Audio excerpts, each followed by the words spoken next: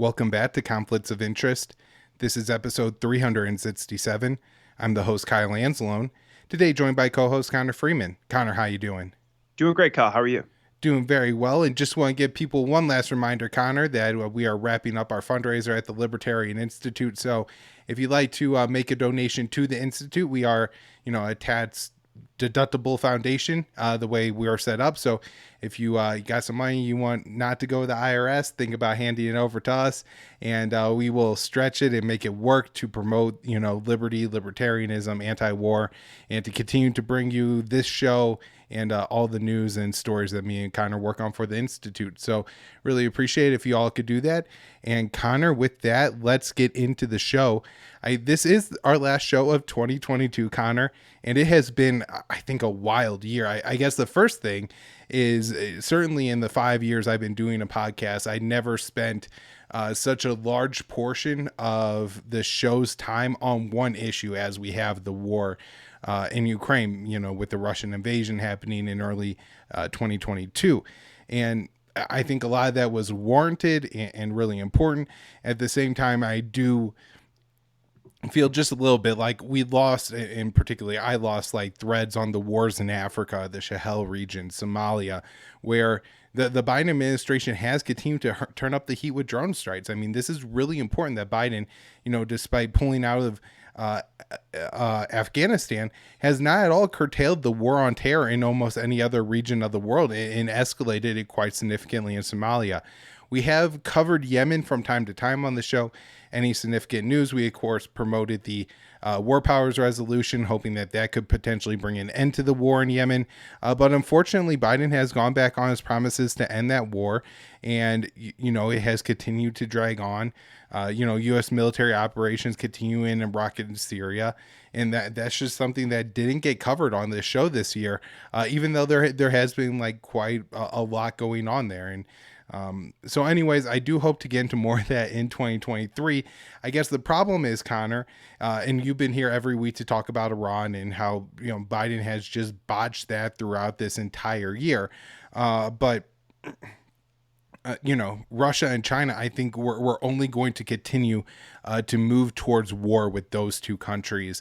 And so I think this show is going to continue to remain very focused on great power competition and, covering these things. We have an article from Dave DeCamp today at antiwar.com covering how there are scientists who are saying, look, we are a more dangerous spot today than we were at any time since the U.S. nuked Japan. We're closer to using nuclear weapons than at any time since the U.S. last used nuclear weapons. And this is, the war in Russia, U.S. strikes deep inside Russia. The Russians worried that the U.S. would carry out a decapitation strike. This is also brought on by the Russian invasion of Ukraine and everything that's wrought in the, new militaristic kind of Cold War tensions that have returned to the, American public mainstream. Have largely been caused by that war. But at the same time, you look through it at a bigger picture, you realize that the American deep state has been pushing for this war for the past 30 years. There's a great series by David Stockman that we're running right now at antiwar.com and that he's posting on his own website. But what he's detailing is how at the fall of the Soviet Union in 1991, if you look back to the end of World War II, the end of World War I, there were drastic reductions in the amount of military spending. We didn't get that at the end of the Cold War because the war party pivoted and focused us on Iraq and particularly in the 1990s, but then the Middle East, terrorism and the war on terror and all these other things, Gaddafi and Saddam, weapons of mass destruction. Now, one of the things that we should realize is these were very small conflicts, kind of, right? You don't produce a lot of weapons to fight the Iraqi army. You don't need that many bombs to completely obliterate the Libyan army.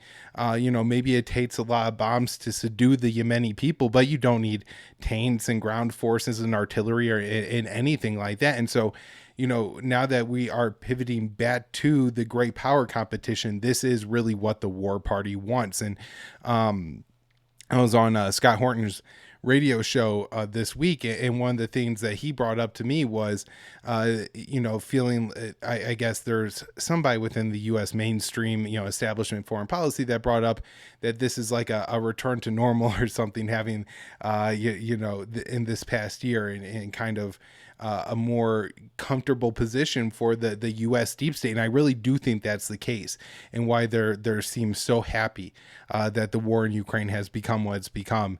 And now they get to wage these great power competitions. No more having to spend months building up the American people's hatred for Muammar Gaddafi just to take him out in a couple weeks. Or, the same thing with Saddam in Iraq and everything. And then having these giant catastrophes on your hands to mop up and everything. Now they're able to fear monger and really ramp up. We've seen a massive increase in the amount of weapons spending this year. And, this is for years to come. They're going to continue to build and produce more weapons. And so, yeah, I don't see, this trend slowing down at all. And, the other problem is not just Russia and China. We also have to look at Iran, as you so great, do a great job of covering here on the show, but also North Korea, where there's been significant escalations in the past year, and there doesn't seem to be an off ramp whatsoever. And in fact, I think we have to start to worry, Connor, that the Ukrainians particularly are trying to point to the Iranians and say, hey, they're a party to this war. We have to do something about them. This blending of the different enemies of the United States and the Washington, the international foreign policy into one group is going to, mean that we now have the Israel lobby and the Ukraine lobby both firing shots at Iran and making war all that much more likely. All right. I want to touch on just some news today before I hand the show over to Connor. The story I wrote for the Libertarian Institute on December 27th, Space Force gets massive budget boost amid sexual harassment scandal. The National Defense Authorization Act increased the budget of the Pentagon's newest branch by billions of dollars. The funding increase comes after a top Space Force civilian employee sexually harassed his subordinates and kept his job. And, the reason that this is so important to discuss together, Connor, is because it's very clear that the Pentagon is either unwilling or unable to reform itself on the sexual abuse and sexual harassment issues. This is a problem that's plagued the Pentagon for decades. Everybody knows about it. And they've made very, very little progress. Even minor reforms often face a lot of challenges. And so if Congress is going to exert any control over the Pentagon on this, the only essentially opportunity they have is through the National Defense Authorization Act. But Congress didn't act at all. The Space Force will receive $26.3 billion for the upcoming fiscal year. That's $1.7 billion more than the Pentagon initially requested, and an $8 billion boost over 2022's funding levels. And if we look at the Space Force and, its adjacent Pentagon agencies, we've seen a massive uptick, just from a few $1 billion in the first year of its creation, about 5 years ago, Connor, to now, being a $25 billion agency. I mean, this is, a lot larger than a lot of federal cabinet level departments. Most of the money will go towards building satellites of various uses, as the Space Force recently said it would attempt to build more low-orbit satellites. Under the spending plan, private military contractors such as Boeing stand to make hundreds of millions. The significant budget hike comes as Space Force official Andrew Kotz became embroiled in a sexual harassment scandal involving lower-ranking personnel. According to the Air Force Time, he encouraged a workplace culture where sex toys and G-strings were given as gifts, beginning sometime after he was tapped to lead the Pentagon's Space and Security Defense Program in 2023. During a meeting with SSDP subordinates in 2019, a female employee reported Kotz dangled a pair of handcuffs in front of her suggestively while another staffer made a purring sound.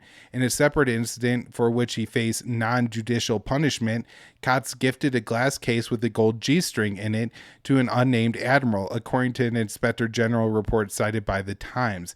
He was later said to have described to his co-workers how to stuff underwear with sots to make himself appear more well-endowed.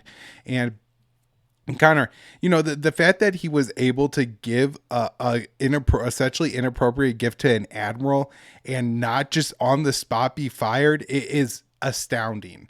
Some of Cott's former colleagues say he regularly made inappropriate remarks around the office, with one employee describing the top official as like a 13-year-old boy. Additionally, Cott's often sexualized innocuous comments with "that's what she said" jokes.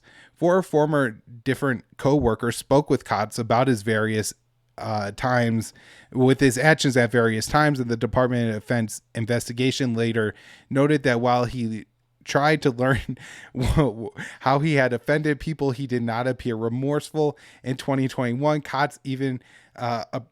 Kotz's inappropriate behavior was repeatedly documented. He was selected to be the first head of the Space Force's new Warfighting and Analyst Center. Now, I just want to add a couple things here.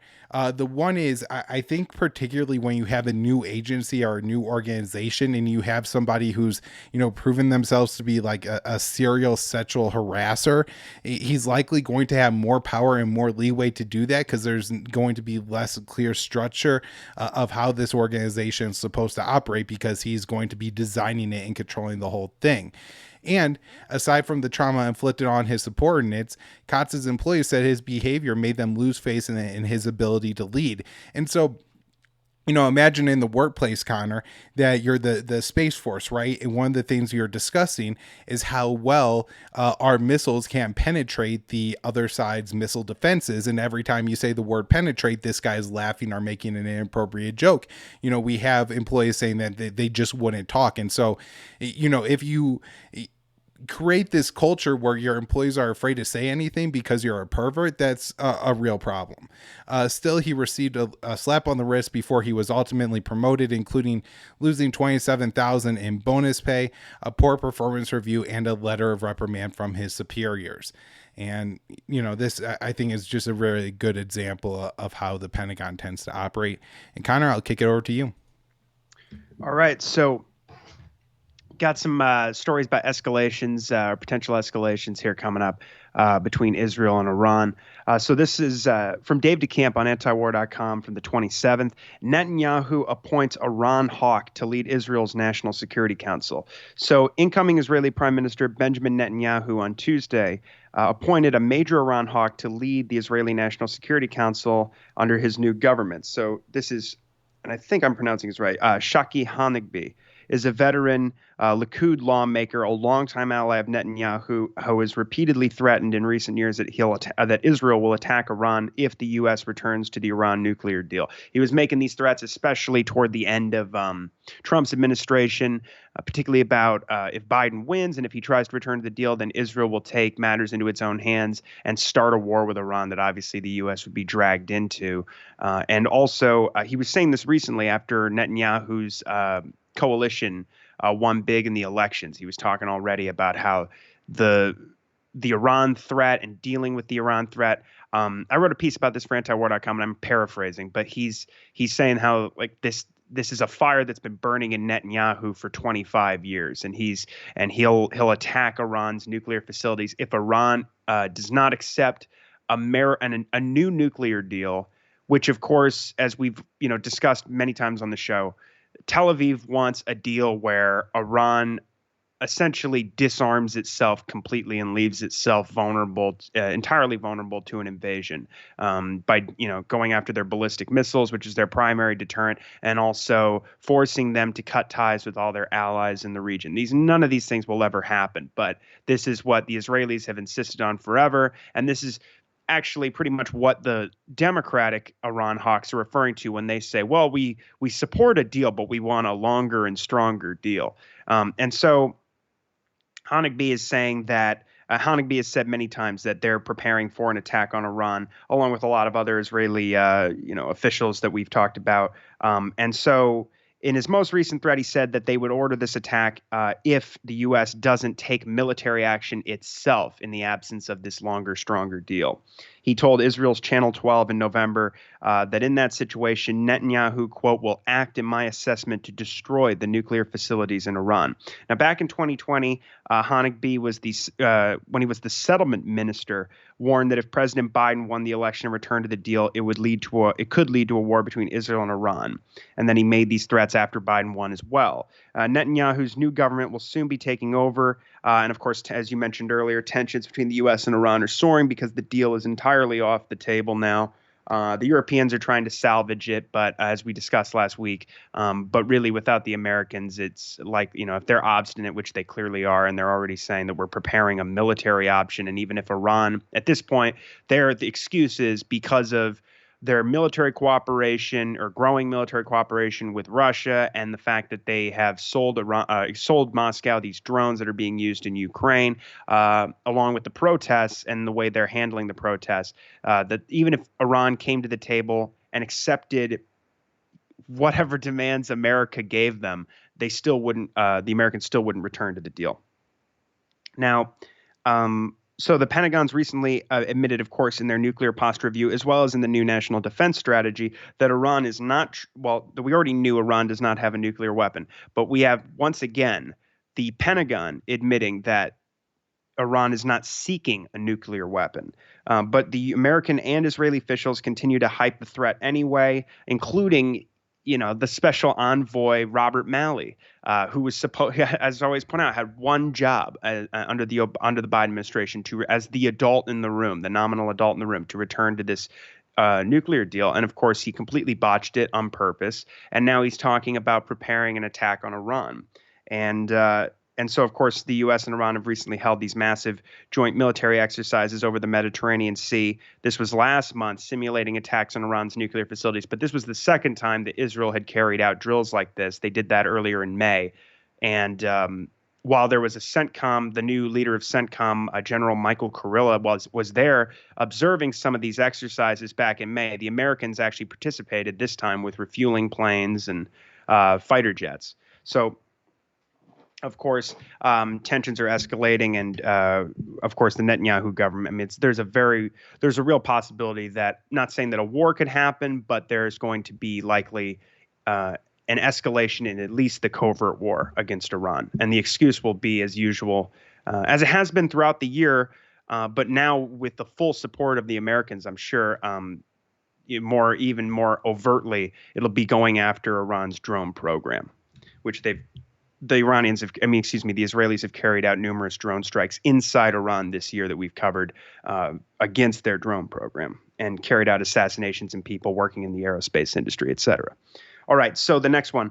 Iran says window still open for nuclear deal talks as U.S. prepares new sanctions. This is from Dave DeCamp at antiwar.com on the 28th. So Tehran said Wednesday that they're still open to talks to revive the JCPOA, but negotiations are unlikely. Of course, the U.S. is saying it's now preparing even more sanctions against Iran. So Foreign Minister Hossein Amir-Abdollahian said that the window for reviving the JCPOA is still open, but he says it won't be open forever. Quote, if the opposite parties do not stop hypocrisy, especially the Americans and the Westerners do not act realistically, it is not certain that the window that is open today will remain open tomorrow, Amir-Abdollahian said while in Oman. The New York Times reported on Wednesday that the U.S. is looking to curtail the production of Iran's drones over Tehran's support for Russia. Moscow is said to be using Iranian kamikaze drones to bomb Ukrainian infrastructure, although Tehran, of course, insists that they haven't provided Russia with these drones since the invasion of Ukraine. There was an opportunity for more talks between Tehran and Kiev over this issue, but the Americans and the Germans made sure that that didn't happen. But there's no doubt that Russia and Iran are increasing cooperation as they're being pushed together, much in the same way that Russia and China have been over the last several years as a result of this U.S. policy of escalation against all of them. Now, National Security Council spokeswoman Adrienne Watson acknowledged in comments to the New York Times that the U.S. is looking to use sanctions against Iran's drone program. Quote, we are looking at ways to target Iranian UAV production through sanctions, export controls, and talking to private companies whose parts have been used in the production, she said. Washington has also just been discussing this issue with Tel Aviv, signaling that Biden's administration may be considering covert action against Iran's drone program, as Israel, of course, has a history of these sabotage operations, as I just mentioned.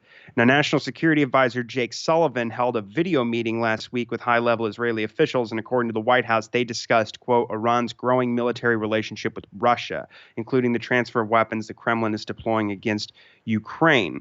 Another sign that negotiations between the U.S. and Iran won't happen anytime soon is the fact that Biden, of course, this unearthed video that came out, I believe, last week. We covered it last week. But this video from November 4th at an election rally in California where Biden says that the deal is dead, but I'm not going to say it's dead. It's a long story. So, all right. Now, we have this other one from Dave DeCamp on the 28th. Gantz says Israeli pilots might attack Iran in 2 or 3 years. So this is outgoing Israeli Defense Minister Benny Gantz talking to a graduating class of Air Force pilots in Israel and saying that they may be bombing Iran in, quote, 2 or 3 years, as Israel has been preparing, of course, for these strikes. Now, quote, Israel has significantly increased its preparedness in recent years and is preparing for the possibility of an attack on Iran, Gantz said, according to the Times of Israel. You may cross the sky to the east in 2 or 3 years and take part in an attack on nuclear sites in Iran, for which we are preparing. The speech was likely Gantz's last as defense minister, as the government of incoming Prime Minister Benjamin Netanyahu is set to be sworn in today, but the threats against Iran will continue. Other members of the outgoing government addressed the Israeli pilots on Wednesday and made threatening comments about Iran, including outgoing Prime Minister Yair Lapid, who mentioned recent U.S.-Israeli military drills that simulated attacks on Iran, saying 2 weeks ago, we held a large-scale joint exercise with the U.S. Air Force. The exercise, which simulated an attack thousands of kilometers from Israel's borders, was the first of a series of planned exercises in the near future, Lapid said. Now, President Isaac Herzog told the pilots that the Israeli Air Force could reach Iran. Quote, it can reach any site, near or far, at any time and by any means we choose. Our enemies also understand this. Yes, including in Iran, he said. Israel, of course, bombs Syria almost every week. And usually the excuse, if they even acknowledge it, is that they're targeting Iran or weapons transfers to Hezbollah. But as we've pointed out, they routinely bomb civilian infrastructure, kill civilians, kill Syrian Arab Army personnel.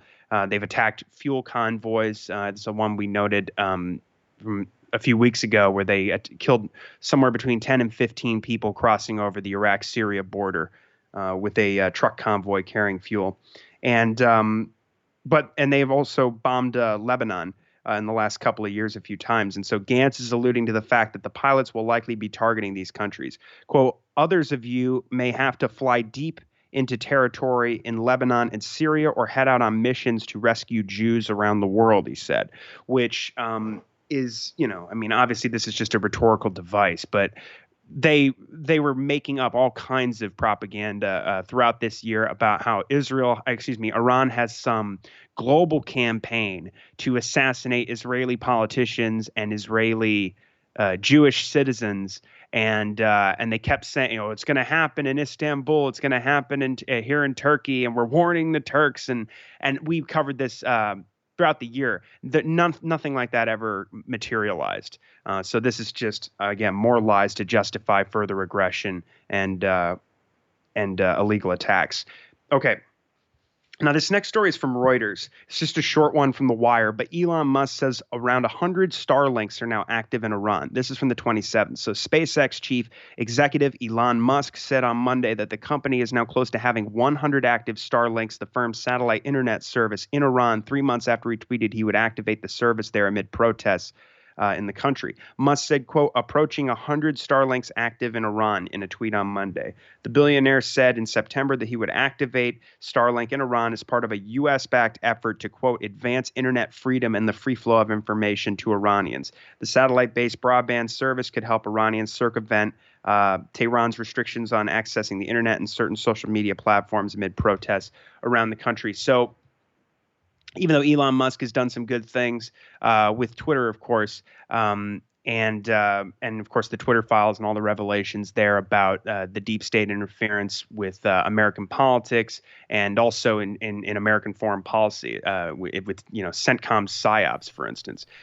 That's all very important, but it's important to note that he is still very much in line, especially when it comes to Ukraine and now Iran, with the priorities of the foreign policy blob and helping to interfere and meddle in these countries' internal affairs on behalf of the Americans.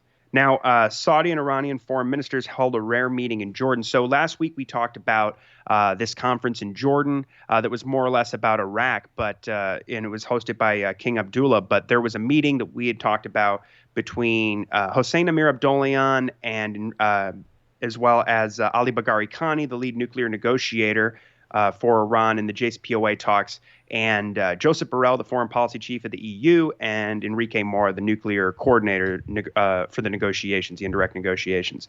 And they said they were going to continue working on the deal, but also there was a meeting, a very high-level meeting between the Saudi and Iranian foreign ministers. So this is from Middle East Eye on the 21st. Iran's foreign minister met with his Saudi Arabian counterpart at a regional conference in Jordan on Tuesday, the highest-level public interaction between the arch-rivals since they severed ties in 2016. Amir Abdollahian tweeted in Arabic on Wednesday that he had engaged in friendly talks with his Saudi counterpart, Prince Faisal bin Farhan Al Saud. In separate comments reported by Iran's official IRNA news agency, Amir Abdollahian said Iran was ready to, quote, resume talks aimed at de-escalating tensions with its rival, a sentiment he said was expressed by Saudi Arabia as well. The Saudi Foreign Ministry did not immediately respond to requests for a comment. They're saying in this article, but in 2016, of course, we know Riyadh severed ties with Iran after these Iranian protesters had stormed the Saudi embassy in Tehran after a Shia cleric was executed in Saudi Arabia. But since April of 2021, Iraq has been brokering these talks between Saudi Arabia and Iran, and there have been a few of these meetings, but none publicly announced since April of this year. On Monday, Iraqi officials said talks in Baghdad were stalled because Iranian officials refused to meet with their Saudi counterparts at a time when Iran is still dealing with these massive protests calling for the downfall of their government. Iran has blamed the demonstrations, which started in September following the death of Masha Amini in police custody, on the U.S. and Saudi Arabia. But in November, Iran's intelligence minister said that Tehran's strategic patience with Riyadh was wearing thin, and they threatened to retaliate against any more moves to destabilize their country. And they just mentioned here that the conference in Jordan was organized by France and Iraq to support stability in Iraq as well as elsewhere in the region. So we'll keep an eye on that and see if there's any further developments. Of course, Israel is, especially Netanyahu, and I actually saw a segment a few weeks ago on Fox Business, which is, I think, the most watchable of the mainstream news channels. But nevertheless, they did like a half-hour segment talking to a former Israeli ambassador, if I remember correctly. But it was almost an infomercial for, wouldn't it be great to bring Saudi Arabia into the Abraham Accords? And, of course, Netanyahu said recently that Biden's administration in Washington must reaffirm the relationship with Saudi Arabia after some of the turmoil from this year, and that they really need to reaffirm that because it's the linchpin of stability in the region. And he's talking about how he, in this administration, he's going to really try and normalize relations with Saudi Arabia and even bring them into the Abraham Accords. So it's important that there's at least some diplomacy here between Iran and Saudi Arabia, because things could get pretty bad. I don't think that's very likely, but the Abraham Accords are, of course, a sort of they've been used throughout this year to build, at least in an attempt by the Americans and the Israelis, to build a NATO-style alliance encircling Iran, preparing for war with them. And of course, it just throws the Palestinians completely under the bus. And it's just about welfare for the military-industrial complex and these Gulf dictatorships. And so, but there is apparently a lot of support for this idea that Netanyahu has in D.C. So we'll see. But that's all I got for Ron today. But we'll catch up on that next week, I'm sure.